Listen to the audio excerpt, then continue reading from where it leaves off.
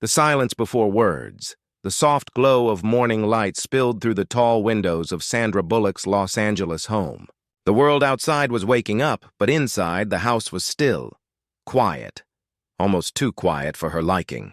The hum of the refrigerator, the faint chirping from the backyard. They felt louder than usual. It had been months since she had done an interview, months since she had smiled for the cameras, and months since she had heard from Keanu. The tabloids had said everything they wanted. They called it a distance, a rift. Some even called it the end of Hollywood's quiet friendship. But no one knew what had truly happened behind the cameras, behind that last movie they shot together. No one knew what Sandra had lost, or why Keanu had stayed silent when she needed him the most. In her hand, she held an old letter. It wasn't written on paper. It was printed from an email she had never sent. She had typed it the night before her mother's memorial, a message to Keanu that started with, "I wish you were here." She never hit send. She didn't want pity. She wanted peace.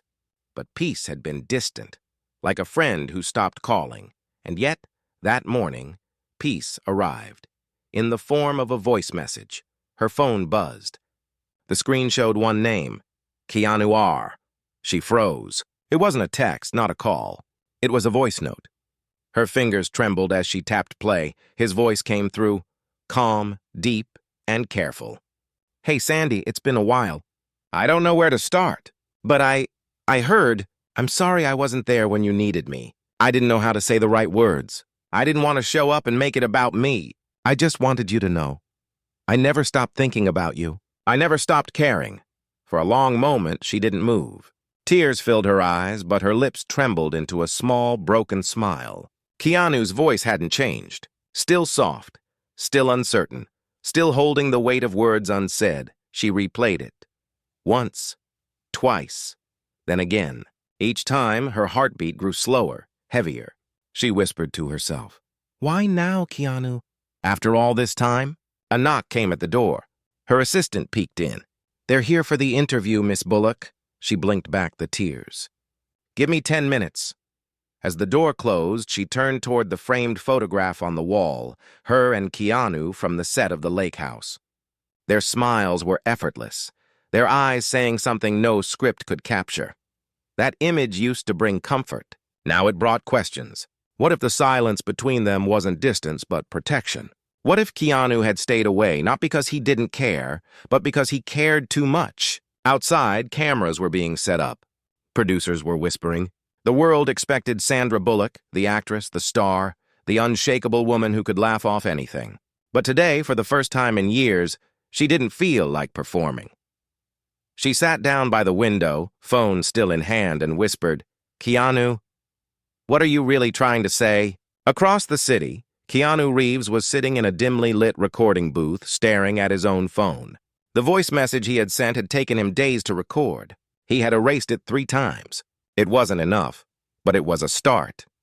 He leaned forward, elbows on his knees, lost in thought. He remembered the day he had promised her that he'd always show up no matter what. And yet when she lost her mother, he hadn't. Not because he didn't care, but because he had been burying his own loss in silence. His manager called out, "Keanu, are you ready for the interview?" He nodded, but his mind wasn't in the studio.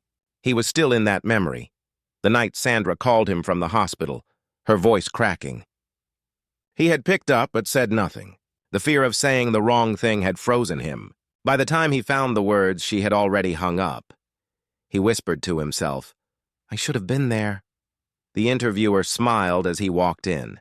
"Keanu, we wanted to talk about your next project, but can we also talk about Sandra?" For the first time, Keanu didn't deflect. He took a slow breath, looked straight into the camera, and said softly, "Some people come into your life and remind you what kindness really means. I think the world sees Sandra as a star, but I see her as something else, as the reason I believe in goodness." The room went silent. Even the interviewer froze.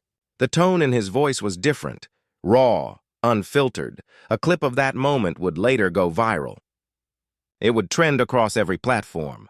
Fans would post it with captions like, "Keanu finally spoke his heart," and "Their story isn't over," But Sandra saw it before anyone else.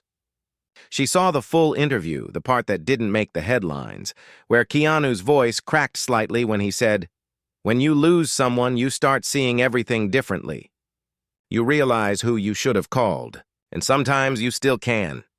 She closed her laptop and pressed her palms together. The tears came quietly this time, not from pain, but from the strange comfort that after years of silence, he finally understood her grief. But beneath the warmth of that moment, a new unease began to grow. Because if Keanu had finally spoken, it meant something had changed. And deep down, she knew. His words were not the end of something. They were the beginning of something neither of them was ready for. As the rain began to fall outside her window, Sandra whispered to herself, "Maybe it's time to stop hiding." And somewhere across the city, Keanu whispered the same words into the night, unaware that both of them were thinking of the same unfinished conversation, the one that had waited years to be spoken. But fate, as always, was listening, and it was about to bring them face to face again, in a way neither could have predicted. The reunion that wasn't planned. The evening sky over Los Angeles shimmered with soft gold and violet hues as the city prepared for another night of luxury and lights. The annual Hope Foundation Gala was one of Hollywood's most elegant gatherings, a quiet charity event for children's hospitals, the kind of place where humility and glamour accidentally brushed shoulders. Sandra Bullock had promised herself she wouldn't attend this year.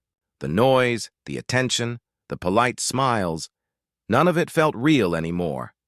But when she learned the event was raising funds in her late mother's name, something inside her whispered that she needed to be there.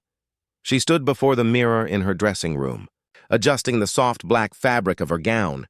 It wasn't the glamorous kind of black, but the kind that looked timeless and quietly respectful. Her hair was pulled back, her face calm, her eyes holding that quiet storm that only people who had truly lost something carry within them. She whispered to her reflection, "Just breathe. It's only one night." Her assistant entered, holding a small clutch. "Miss Bullock, they've sent the car." Sandra nodded, taking one last look at the empty house before stepping out. The silence followed her down the hall, like a memory she couldn't shake. Meanwhile, across the city, Keanu Reeves sat in his car in the parking area behind the same venue. He hadn't planned to come either. But the foundation had called, and when he learned who it was honoring, he couldn't say no. He had rehearsed every possible scenario in his head. What if he saw her? What would he say? How would she look at him after all this time? None of the answers felt right. He adjusted his black suit jacket, leaned back, and closed his eyes for a moment. His driver glanced through the mirror and said softly, "Mr. Reeves, we're here." Keanu opened his eyes and nodded. "Thank you." As he stepped out, flashes from cameras lit the night sky. Photographers called his name, but he barely heard them. His mind was a storm of memories. The first movie set where he met her. The laughter between takes, the moments that were real, not scripted. He remembered the way she looked at him once after a difficult scene and said quietly, "You always make everything feel simple, Keanu." And he had, until now. Inside the ballroom, chandeliers bathed everything in golden light. Soft, classical music played, and laughter floated through the air like bubbles in champagne. Sandra walked through the entrance with graceful calm, nodding politely at greetings, her composure hiding the tremor in her heart. She didn't know Keanu was there. Not yet, but he saw her first. She looked almost the same, only quieter.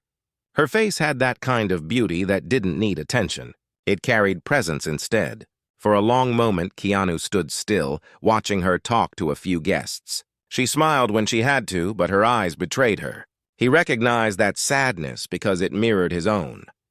He took a slow breath and began to walk toward her. Each step felt heavier than the last. Halfway through, he stopped. Sandra had turned, sensing someone behind her. When her eyes met his, the world around them blurred into silence. The music faded, the laughter dimmed, and all that remained was a moment that had waited years to happen. "Keanu," she said softly. "Hey, Sandy!" he replied, his voice gentle but uncertain. She gave a small smile, the kind that hides too many emotions to explain. It's been a while. Yeah, he said, lowering his gaze for a second. Too long. A few reporters noticed the moment, whispering, taking discreet photos. But the two of them didn't notice the world watching. For the first time in years, they were just two old friends caught between the past and something neither of them could name. They stepped aside, away from the crowd, near a quiet corner of the room. A large painting hung on the wall behind them, a mother holding a child. Sandra's eyes lingered on it for a moment. I saw your interview, she said softly. The one where you talked about kindness. He nodded. Yeah, I didn't plan to say that. It just came out. It sounded like you meant it, she replied. I did, he said. Every word. There was a long silence, the kind that felt heavy but safe. Then she asked quietly, Why didn't you call? His throat tightened. I tried, so many times. But every time I picked up the phone, I couldn't find the right words. I thought maybe my silence would hurt less than saying something wrong. She exhaled slowly, her voice trembling. It didn't hurt less, Keanu. It just hurt quietly. He looked away, his jaw tightening, eyes glistening. I know, and I'm sorry. For a moment, neither spoke. The music shifted to something slower, softer. They both turned toward the stage, where a host was announcing a tribute video in loving memory of Helga Bullock. Sandra froze. She didn't know they had prepared that. The screen came alive with old photos. Her mother teaching piano, laughing beside her as a child, standing proudly at her daughter's first award ceremony. A lump formed in Sandra's throat. She tried to look away, but Keanu gently placed his hand over hers. She didn't pull away. His touch was quiet, steady, grounding. She stared at the screen as tears formed and whispered, I didn't know they'd show this. She'd be proud of you, Keanu said softly. You didn't even know her, she whispered back. No, he said. But I knew you, and that's enough. The words hit her heart like a wave, simple, but full of everything unsaid. She looked at him then, really looked, and in that moment, something old and unfinished stirred between them, something that neither fame nor distance had erased. The applause broke the silence as the video ended. Sandra turned slightly, trying to compose herself. But Keanu was still watching her. Then, before either could speak again, a voice from behind called out, Mr. Reeves, could you join us for the auction segment? He gave a small apologetic smile. I'll be right back. She nodded, though her heart wanted him to stay. Keanu walked toward the stage, still feeling the warmth of her hand in his.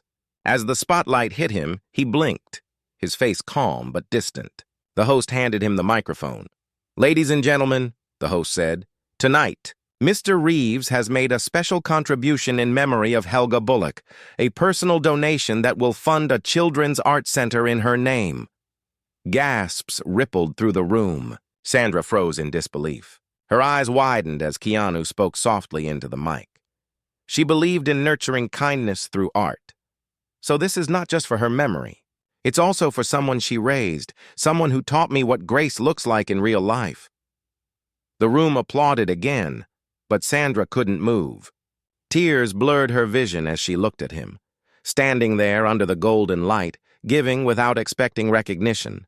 The cameras caught everything, but they couldn't capture what she felt. As the applause faded, Keanu stepped down from the stage. Their eyes met again, and for a moment, it felt like time paused, like everything that had gone wrong might finally find its way back. But fate had other plans.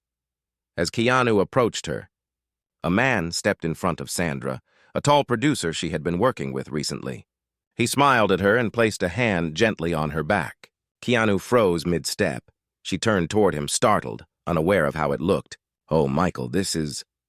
But Keanu had already smiled politely, nodded once, and walked away into the crowd. Sandra's voice caught. Keanu, wait! But he didn't turn around. Her chest tightened. She wanted to follow, to explain. But reporters had already gathered near the stage, flashing cameras and calling her name. She forced a smile, but inside, everything felt suddenly wrong. Across the hall, Keanu stepped out through a side door into the cold night air. He inhaled deeply, eyes closed, fists clenched. The stars above seemed painfully distant. He whispered to himself, "You're too late again." And yet, in that same moment, Sandra stood by the ballroom window, searching the crowd for him, her heart saying the same words, but in a different voice. "Don't go again. Keanu." But he was already gone. The night ended with applause, photographs, and laughter that meant nothing. But for both of them, it was only the beginning of something they couldn't yet understand. A second chance that destiny had quietly begun to weave. The letter that never asked for forgiveness. The morning light drifted softly across Sandra's living room, washing over the half-open boxes from the gala. The scent of roses still lingered in the air, gifts from the event organizers, bouquets from fans, polite thank yous from sponsors. It all looked perfect on the surface, but her heart hadn't rested all night. Every time she closed her eyes, she saw Keanu's face under that golden stage light, heard the tone in his voice, and felt again the weight of his hand over hers. She had searched for him after the gala ended, slipping out through the side doors, ignoring cameras and questions. But he had already left. No goodbye, no message, just silence. Again. Now as she sat alone with a cup of untouched coffee, her phone buzzed. It was a message from the foundation director. "Miss Bullock, thank you for attending. Also, Mr. Reeves left something for you. We didn't want to open it, so it's in the envelope attached to his donation paperwork. Should we send it over?" Sandra blinked, heart suddenly racing. "He left something?" "Please," she typed back quickly. "Send it to my home address. Today." The hours that followed stretched endlessly. She tried reading a script. She tried watering the plants. She tried not to think. But the weight of that envelope kept pulling at her mind. What could he have possibly written after so many years of silence? An apology? A farewell? Or maybe something she wasn't ready to face yet? By noon, the doorbell rang. A delivery agent handed her a small cream envelope with her name handwritten in simple black ink. No signature, no note. Just to Sandra? Her hands shook slightly as she broke the seal. Inside was a folded letter, written in his familiar handwriting. Clean, deliberate, with the same careful precision she remembered from the notes he used to leave on set. She took a deep breath and began to read. "Sandy, I don't know if you'll ever read this, but I needed to write it. I spent years thinking silence was safer than saying something I might regret. But silence became its own kind of regret. I saw the world praise you for your strength, but I always wondered if anyone saw the quiet pain behind it. I did. I saw it every time you smiled when you didn't want to, every time you comforted others while you were falling apart inside. I didn't come to your mother's memorial because I was afraid. Not of grief, but of mine. I had lost someone too that same month. I thought I could hide my pain, be strong for others. I was wrong. I shut people out, including you. I thought disappearing would make it easier for both of us, but it only made the silence louder. I can't undo that. But I can tell you this. I never stopped caring. And I never forgot that night you said, 'We don't owe the world perfection, we owe it honesty.' I've kept those words with me ever since. Maybe that's why I'm writing now. I don't want forgiveness. I just want you to know that you mattered. Still do?" Sandra pressed her hand over her mouth, tears spilling silently. She had imagined this moment so many times. What he might say, how it might sound. But reading his words was something different. It wasn't dramatic. It wasn't a grand confession. It was something purer. Truth, written without performance. She sat there for a long time, staring at the paper. Then she whispered to herself, "You never stopped caring. But why couldn't you say it when I needed to hear it?" The doorbell rang again, breaking her thoughts. She wiped her tears quickly, expecting another delivery. But when she opened the door, a familiar face stood there. Michael, the producer from last night. He smiled awkwardly, holding a small box.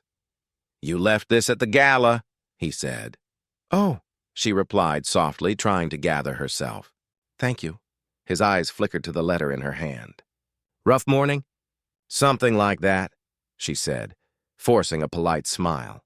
"I watched the moment you and Keanu spoke last night," he said. "It was genuine. Hollywood doesn't do genuine very often. Sandra didn't reply. She just nodded faintly. You know, Michael continued, he left right after the donation. Didn't even stay for the press photos. That kind of man doesn't do things for attention. He does them because he cares. The words hit her again, this time sharper. Yeah, she whispered. I know. After he left, she went back inside and looked at the letter again. Then she walked toward her piano, the same one her mother had played when she was a child. She placed the letter on top of it and whispered, Mom, what do I do with this? The answer didn't come in words. It came in melody. Her fingers found the keys, playing the same soft tune her mother used to play on quiet nights. It was a piece called Returning Home.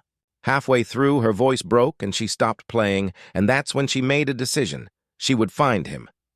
Not as a friend needing closure, not as a woman seeking apology, but as someone who finally wanted to speak from her heart, too. The next morning, she called his manager. Hi, this is Sandra Bullock. I wanted to ask where Keanu's shooting this week. There was a pause on the line. He's out of town for a small project, the manager replied carefully. Off the record, he's in Vancouver. Very quiet location. No press? Thank you, she said softly. When she hung up, her assistant looked at her with wide eyes. Are you going somewhere?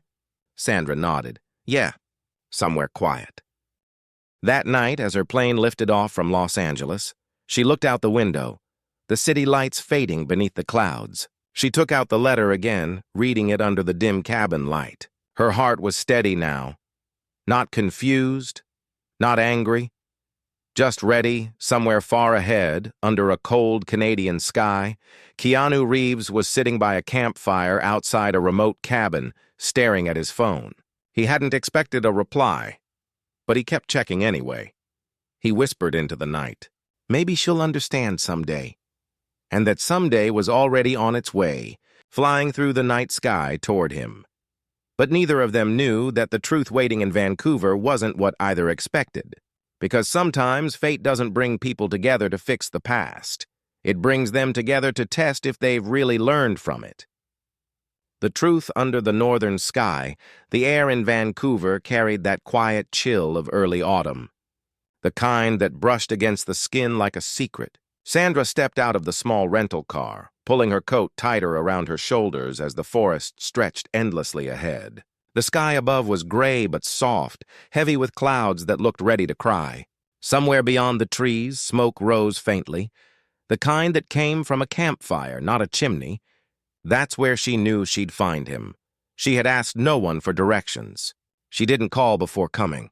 She didn't even know what she was planning to say. The letter was folded in her pocket, and her heart beat with that same uncertain rhythm it had the first time she met him. A mix of calm and chaos that only he could bring.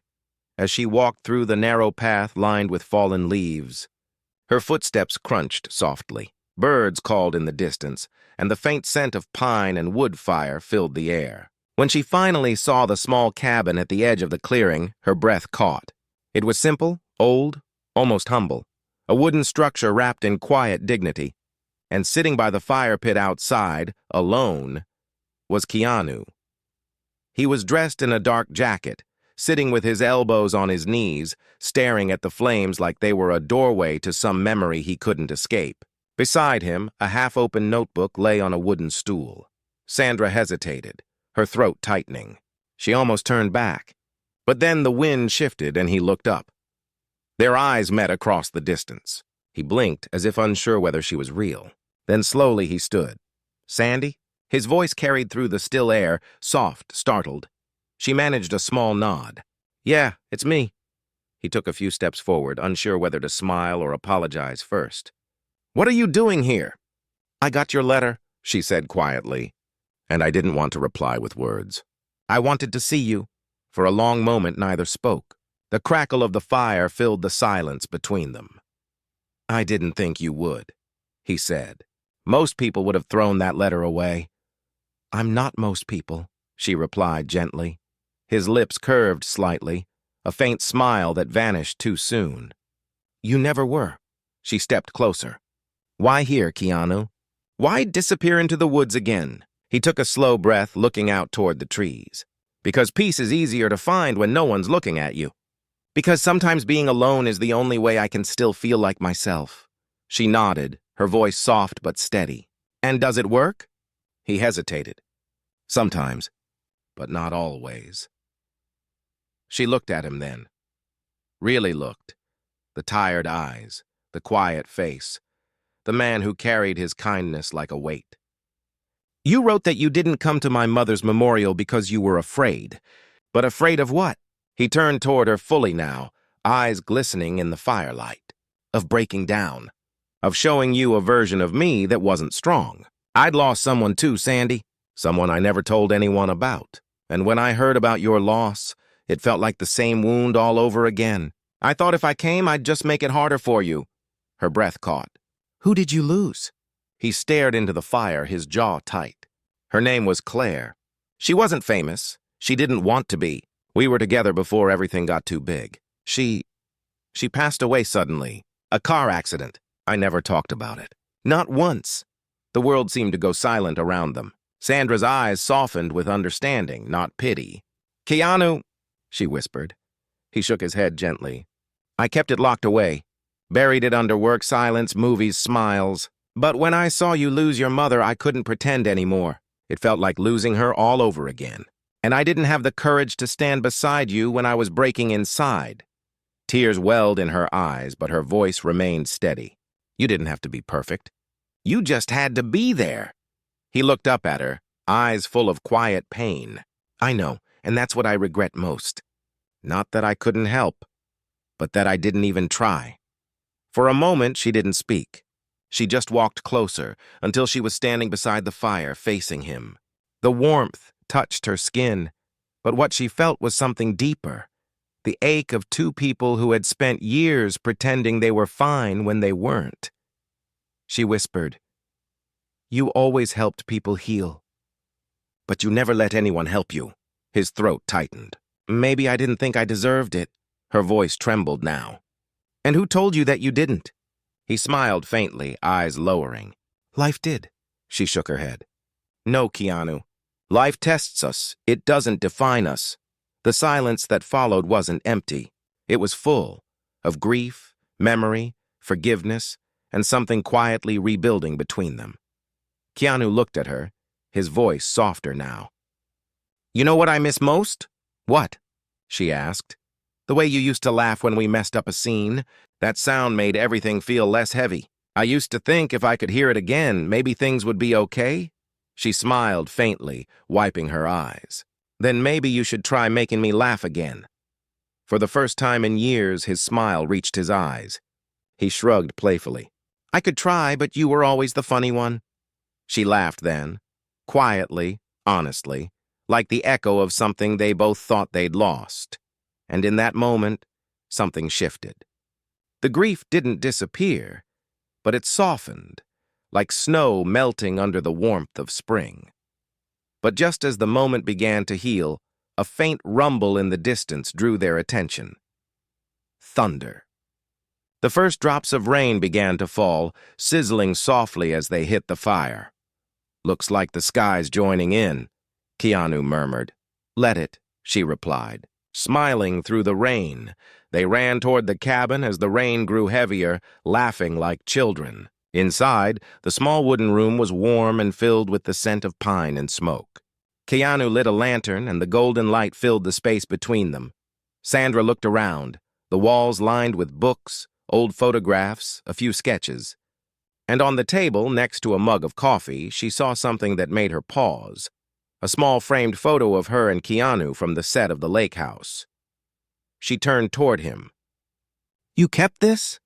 He nodded, his eyes soft. Yeah, it reminded me of the only time in Hollywood that felt real. Her voice softened.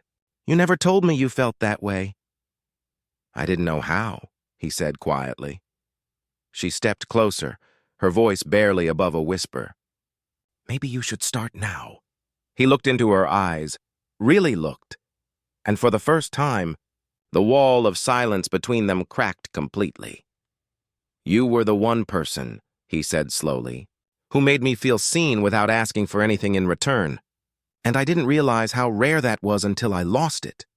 The words hung in the air like a confession, not romantic, but deeply human. She reached out, touching his hand gently. You didn't lose it, Keanu. You just stopped believing it was still there. His hand trembled slightly, but he didn't pull away. The lantern flickered, and for a moment, the storm outside felt distant. But then, a knock on the door. Sudden, sharp, breaking the quiet. Keanu froze. Sandra turned toward the sound. You expecting someone? She asked softly. He shook his head. No, another knock. Heavier this time. He stepped forward, opened the door, and the light from the lantern spilled out into the rain. A man stood there, soaked to the bone, holding an envelope in his hand. His voice was urgent. Mr. Reeves, I'm sorry to come this late, but it's about the foundation in Los Angeles. You need to see this. Keanu frowned, taking the envelope. What happened? The man hesitated, glancing at Sandra. Maybe you should sit down before you read it. Keanu's eyes darkened as he tore it open. The letter inside was short. As his eyes scanned the page, the color drained from his face. Sandra stepped closer. Keanu, what is it? He swallowed hard, his hands trembling. The foundation, he whispered. Someone's been using my donation under false names, and they used your mother's name to cover it. The room went cold. The fire hissed outside in the rain. Sandra stared at him, heart pounding. What are you saying? He looked up, his voice heavy with disbelief. Someone turned the donation we made into a front for money laundering. The silence that followed was unbearable. Everything that had been healing, every quiet word, every fragile truth, now hung in the balance of something dark, something unexpected, Sandra whispered. Who would do that? Keanu's eyes hardened, the firelight flickering across his face. I don't know, he said softly, but whoever did, they wanted to ruin both of us. The shadow behind the kindness. The storm outside the cabin had grown wilder through the night. Rain hit the wooden roof in steady waves, and thunder echoed through the distant mountains like a warning from nature itself. Inside, the fire flickered weakly, casting long, trembling shadows across the room. Keanu sat at the table, the letter spread before him, his hands pressed against his forehead. Sandra stood near the window, staring into the rain, her reflection pale in the glass. For several minutes, neither spoke. The words in that letter had changed everything. What began as a night of truth and quiet healing had now turned into something darker, something neither of them saw coming. Finally, Sandra broke the silence. Let me see it again. Keanu passed the paper to her. She read slowly, her eyes tracing every word. It was a report from a trusted source at the foundation, a quiet whistleblower who had noticed irregularities in the donation records. Someone had created a fake fund under her mother's name, siphoning money through small-shell charities. The public donations still reached the hospital, but large amounts were missing, redirected to accounts under false initials. Her voice trembled. This can't be real. Who would do something like this? This was supposed to help children. Keanu's eyes were dark with frustration. It's real. And whoever did this knew both our names would protect it. They used our reputations as a shield. She looked up sharply. Someone from the inside? He nodded. Someone who had access to both our information. Someone who knew how much that donation meant. The room felt smaller now, heavy with tension. Sandra's mind raced through the list of people who had been at the gala. Foundation members, producers, sponsors, old friends. Faces flashed in her memory, each one smiling, polite, trustworthy. And then suddenly one image lingered. Michael, she whispered. Keanu looked up. What? Michael Benson, she said quietly. The producer who handled the gala's media and accounting team. He's been managing donations and event sponsorships for years. He was the one who personally asked me to attend this year. Keanu frowned. You think he's involved? I don't know, she admitted. But he's the only one who had access to both the foundation and my management files. And he was the one who handed me my envelope last night. Maybe it wasn't just a coincidence. Keanu stood slowly, his chair scraping the wooden floor. Then we need to go back. Quietly. No press, no interviews. If this is true, the moment we go public, they'll bury it under lawyers and fake statements. She nodded. We'll find the truth first. For the next few hours, they planned. Keanu called a close friend. A private investigator he trusted completely, a man who had helped him before when he faced stalkers and false press. His name was Daniel Hart, a quiet figure who didn't ask too many questions. By morning, the rain had stopped, and the forest shimmered with droplets of light. Sandra packed a small bag, still numb but determined. Keanu looked at her as she closed the cabin door behind them. "You don't have to do this," he said softly. She met his gaze. "Yes, I do. That foundation carries my mother's name. I won't let anyone turn her memory into a cover for greed." They drove down the winding mountain road in silence, the car cutting through mist and morning fog. Neither spoke much, but the silence between them wasn't empty anymore. It carried purpose, quiet strength, and something unspoken. Trust rebuilding itself in real time. After a long drive, they reached Vancouver Airport and boarded a private flight back to Los Angeles.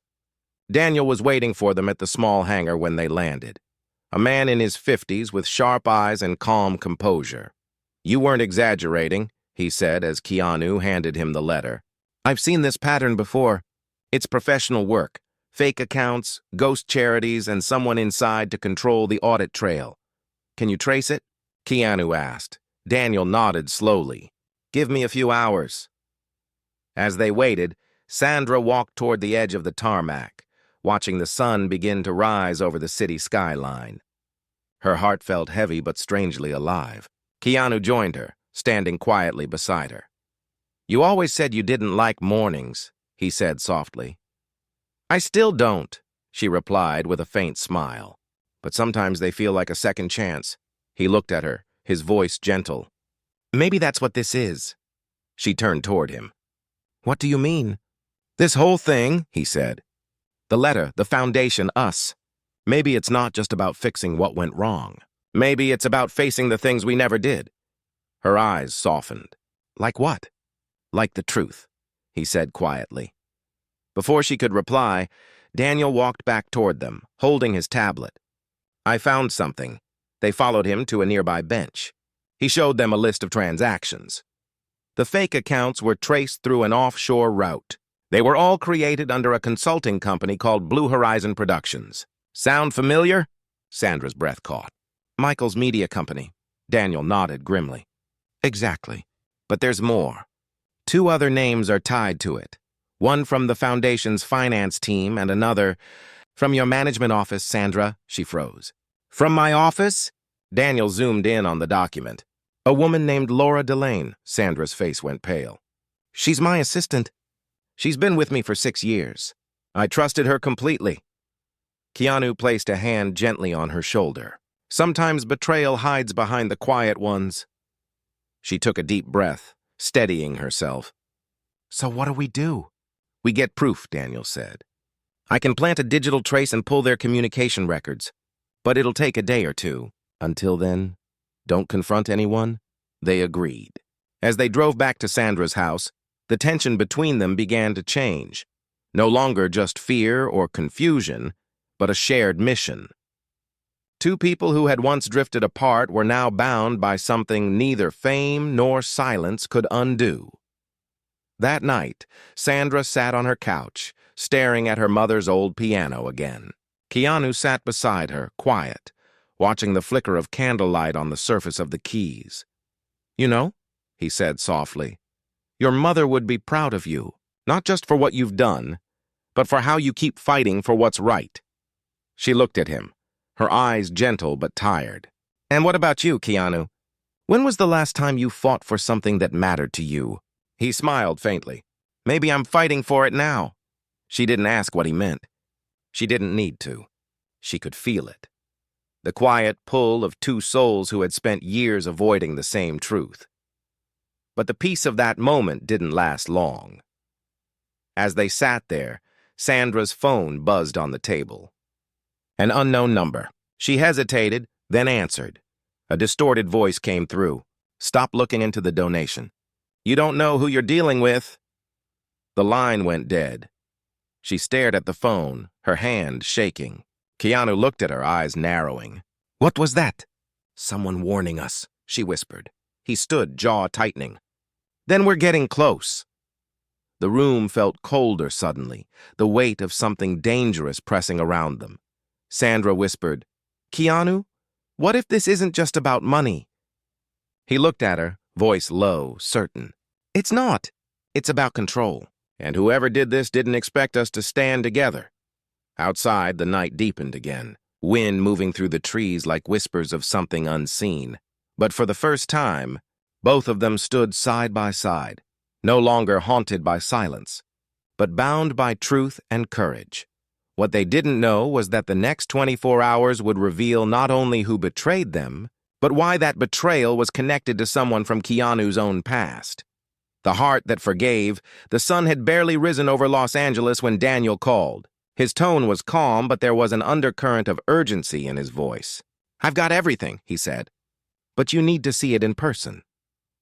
Keanu and Sandra arrived at his small downtown office an hour later. The morning air was cool, still damp from last night's rain. Daniel closed the blinds and set a folder on the table between them. His tablet glowed softly with lines of data, wire transfers, and message logs. It's all connected, he said, his voice low. Michael Benson, your assistant Laura Delane, and someone else. Someone unexpected. They coordinated the transfer under a silent partner's direction. Who? Keanu asked quietly. Daniel hesitated. Someone from your side, Keanu. Someone who's been with your production company for more than a decade. A man named Thomas Geller. Keanu's breath caught. Thomas? No, that's not possible.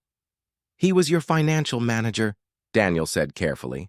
He handled your personal donations for years. And according to this, he was the one who authorized the initial payment to the foundation. Sandra frowned. Why would he do that? Daniel turned the tablet toward them. On the screen, an email thread appeared. The subject line read, Cover all transfers under Helga Fund. Keep Keanu uninvolved. The sender's initials matched Thomas's private account. The room went silent. Keanu sat back slowly, staring at the screen, the betrayal settling over him like a shadow. He was supposed to protect these projects. He said he believed in helping people quietly. Daniel nodded grimly. He did, until Michael offered him money and influence. They used your foundation's name to move funds without suspicion. Laura handled the paperwork from Sandra's end. Thomas kept it clean from yours, Sandra whispered, and my mother's name was their cover. Keanu's hands clenched. Not anymore. We exposed them. Daniel looked at him. I've already contacted the authorities, but if this goes public, it will hit both your reputations first. You have to decide whether you want to fight in silence or burn it all in the open. Sandra looked at Keanu, her voice steady. We tell the truth, even if it hurts. That's what she would have wanted. That's what we promised each other years ago, to do the right thing, even when it's hard. Keanu nodded slowly. Then we do it. By afternoon, the press conference was set in motion. The foundation had arranged a quiet meeting with the board, legal advisors, and a small group of trusted journalists. Sandra and Keanu arrived together, walking side by side through a sea of flashing lights. The world was watching again. Not for a film premiere, but for something far more real. As they stood behind the podium, Sandra's heart pounded. Keanu placed a reassuring hand on her arm and whispered, You're not alone. She nodded, took a breath, and began.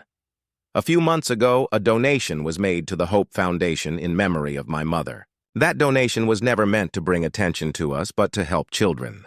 Recently, we discovered it was misused. The names attached to it were ours, but the choices behind it were not. The room was silent. Cameras clicked, but no one interrupted. Keanu stepped forward next. His voice was calm but powerful, carrying the weight of years of silence finally ending. I've spent my life believing that kindness matters, that doing the right thing quietly is enough. But silence, even well-intentioned silence, can be dangerous when it hides the truth. We both trusted people who use that trust against us, and we're here to make it right. He looked toward Sandra for a moment, their eyes meeting.